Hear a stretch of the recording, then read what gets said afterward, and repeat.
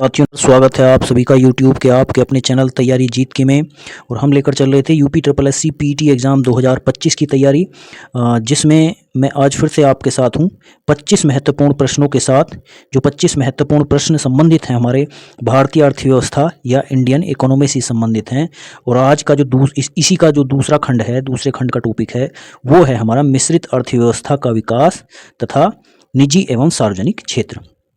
तो इस दूसरे खंड को आज हम लेकर चलते हैं और इस पर 25 महत्वपूर्ण प्रश्नों पर आज हम चर्चा करेंगे। तो साथियों, शुरू करते हैं इससे संबंधित प्रश्न नंबर 1। प्रश्न नंबर 1 है कि अर्थव्यवस्था को सार्वजनिक और निजी क्षेत्र में किस आधार पर वर्गीकृत किया जाता है। ऑप्शन ए है रोजगार की स्थिति, आर्थिक गतिविधि की प्रकृति, या फिर उद्यमों का स्वामित्व, या उद्यम में कार्यरत श्रमिकों की संख्या।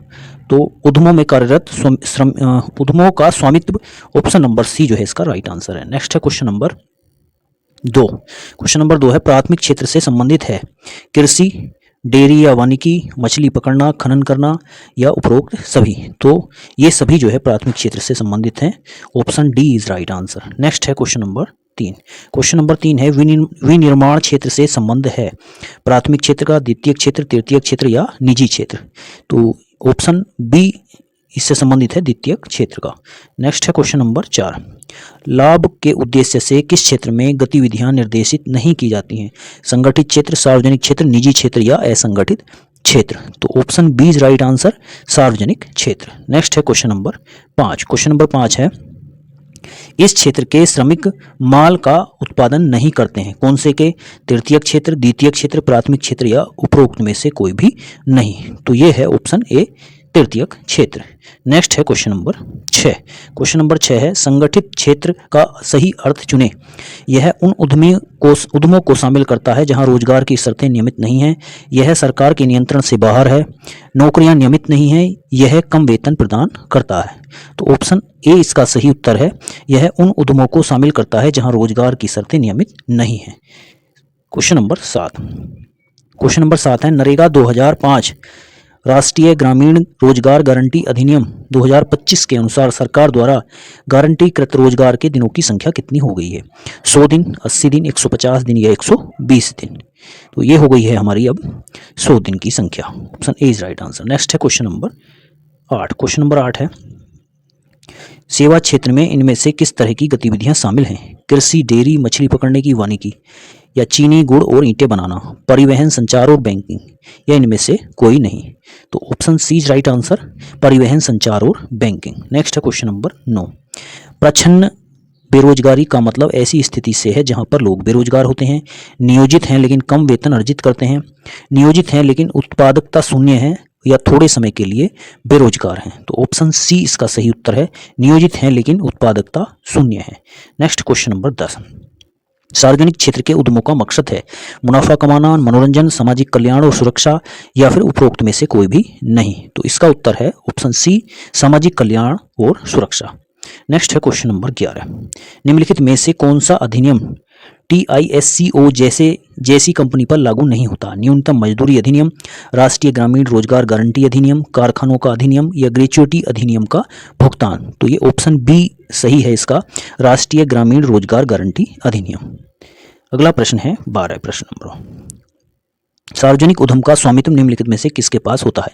निजी स्वामी, सरकार और निजी हाथों में, या उपरोक्त में से किसी के भी पास नहीं होता है। तो ऑप्शन बी इसका सही है, सरकार के हाथों में।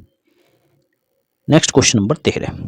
क्वेश्चन नंबर 13 है निम्न में कौन सी क्रियाकलाप द्वितीय क्षेत्र के अंतर्गत आता है। यह वस्तुओं के स्थान पर सेवाएं उत्पन्न करता है, प्राकृतिक उत्पादों को विनिर्माण द्वारा बदला जा सकता है, वस्तुओं को प्राकृतिक संसाधन के दोहन द्वारा उत्पादित किया जाता है, या इसके अंतर्गत कृषि, वन, थर्ड, डेयरी आते हैं। तो इसमें ऑप्शन बी सही है, प्राकृतिक उत्पादों को विनिर्माण द्वारा बदला जाता है।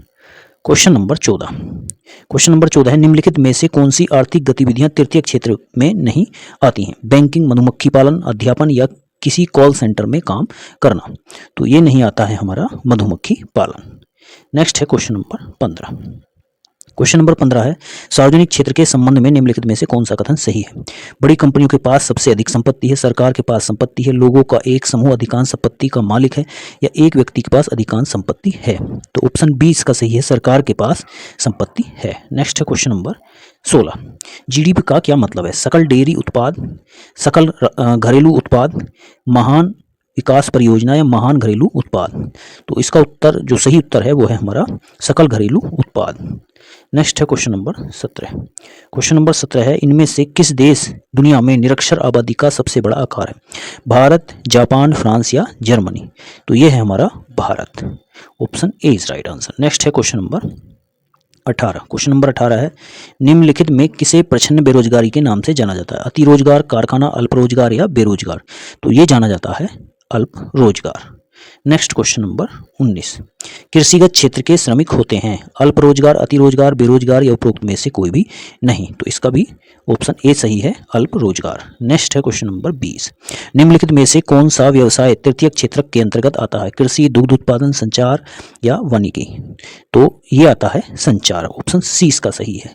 नेक्स्ट क्वेश्चन नंबर 21, सवेतन छुट्टी का प्रावधान किस क्षेत्र में आता है? या संगठित क्षेत्र, ग्रामीण क्षेत्र या इनमें से कोई भी नहीं? तो यह आता है हमारा संगठित क्षेत्र। नेक्स्ट है क्वेश्चन नंबर 22। क्वेश्चन नंबर 22 है, निम्नलिखित में से सर्वाधिक मानव सूचकांक विकास सूचकांक वाला राज्य कौन सा? केरल, पंजाब, उत्तर प्रदेश या पश्चिम बंगाल? तो यह है हमारा केरल। नेक्स्ट है क्वेश्चन नंबर 23। क्वेश्चन नंबर 23 है, निम्नलिखित में से कौन सा गैर नवीनीकरण संसाधन है? वन, जल, खनिज तेल या वायु ऊर्जा? तो यह है हमारा खनिज तेल। ऑप्शन सी सही है। नेक्स्ट क्वेश्चन नंबर 24, मानव विकास रिपोर्ट किसके द्वारा पेश की जाती है? यूएनडीपी, एमएनडीपी, यूएनडीसी, यूएमडीपी? तो ये की जाती है UNDP. Option A. Question number 25 और 25 है, भारत के किस राज्य में साक्षरता दर सबसे ज़्यादा है? केरल में, बिहार में, उत्तर प्रदेश में या पंजाब में? तो भारत के जो सबसे ज़्यादा साक्षरता वाला जो राज्य है वो है हमारा केरल। ऑप्शन ए सही है। इस तरह से हमने जो है 25 प्रश्नों की महत्वपूर्ण सीरीज कंप्लीट कर ली है आज के टॉपिक के अंतर्गत। और अब बारी है आज के प्रश्न की। आज का प्रश्न है, मिश्रित अर्थव्यवस्था में निम्नलिखित में से कौन सा क्षेत्र प्रमुख भूमिका निभाता है? 4 ऑप्शन दिए गए हैं। 4 ऑप्शन में निजी क्षेत्र, सार्वजनिक क्षेत्र, निजी और सार्वजनिक क्षेत्र दोनों या केवल सरकार? तो जो उत्तर इसमें सही है उसको कमेंट करके कमेंट बॉक्स में उसका उत्तर बताना है। अब बारी है कल के टॉपिक से पूछे गए प्रश्न की। भारत में प्रथम पंचवर्षीय योजना किसने लागू की थी? तो इसमें 4 ऑप्शन थे, मोरारजी देसाई, चरण सिंह, जवाहरलाल नेहरू या राजीव गांधी? तो प्रथम पंचवर्षीय योजना जवाहरलाल नेहरू के समय में जो है शुरू की गई थी। उस समय प्रधानमंत्री जवाहरलाल नेहरू ही थे। तो इस तरह से इसका ऑप्शन सी सही है। और इस तरह से आज का टॉपिक हमने पूरी तरह से कंप्लीट कर लिया है। आप लगातार चैनल को देखते रहिए, मेरे साथ बने रहिए, चैनल को सब्सक्राइब कर लीजिए यदि नहीं किया है। और हम पूरी तरह से सिलेबस के अकॉर्डिंग जो हमारा पीईटी का एग्ज़ाम है उसको पूरी तरह से सिलेबस के अकॉर्डिंग लेकर चल रहे हैं। और आप मेरे साथ साथ जो है कंप्लीट करते चलिए अपना सिलेबस। थैंक यू, धन्यवाद, जय हिंद।